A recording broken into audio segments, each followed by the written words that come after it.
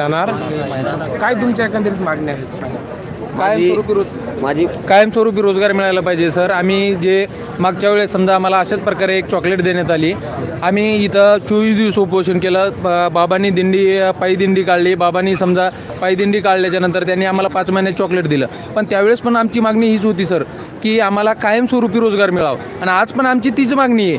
आम्हाला जे तुम्ही चॉकलेट देताय लाडक्या भावाचं, समजा 6 महिने बाबा 6 महिने दिलं, 6 महिन्याचं 5 महिने पुन्हा प्रशिक्षण वाढून दिलं. सर आम्हाला प्रशिक्षण नकोय, आम्हाला रोजगार पाहिजे. आमचं प्रशिक्षण पूर्ण झालंय. आता मी शिक्षण विभागामध्ये काम करतोय सर.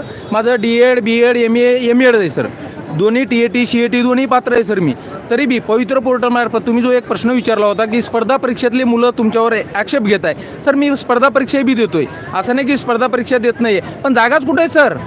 आज समजा 2011 पासून तर आजपर्यंत 2010ला जी शेवटची CAT झालेली आहे, त्याच्यानंतर 2013ला एक CAT झाली, ती पण पूर्णपणे झाली नाही. 17ला पवित्र पोर्टलमार्फत फक्त 5000 पदं भरले गेले सर. आणि आता पण हे जी TAT झाली याचा अजून रिझल्ट नाही आहे सर.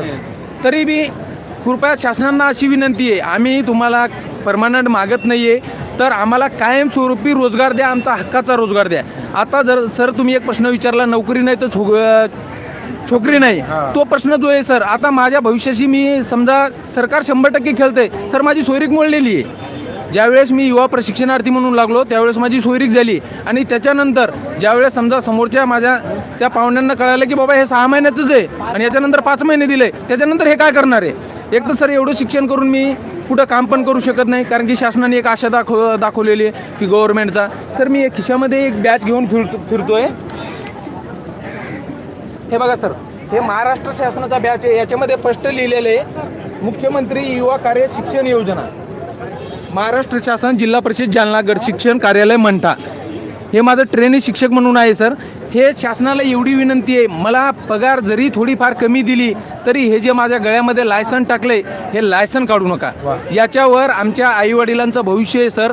जर आमच्या गळ्यातून हा लायसन निघाला सर, एक तर आम्हाला नोकरी नाही, नोकरी नसल्याच्या नंतर हे शिक्षण घेऊन या शिक्षणाचं ते जे 11 महिन्याचं कागद देणार आहे सर, त्याच्यावर काय करायचं नेमकं आम्ही?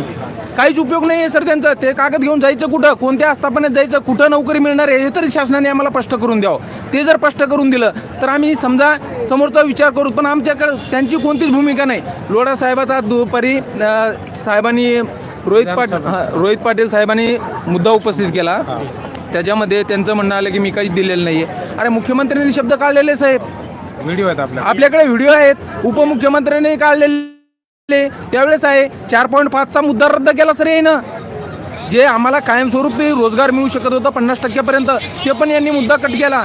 म्हणजे याच्यामुळं आम्हाला ह्या सरकारला त्यांनी आम्हाला जर वाऱ्यावर सोडलं सर, तर येणारी जिल्हा परिषद पंचायत समिती या सरकारला 100% हा पूर्ण प्रशिक्षणार्थी वाऱ्यावर सोडेल सर. एक पण सीट लागू देणार नाही. यांचं सरकारला लाडक्या बहिणी लाडक्या भाऊमुळे आले.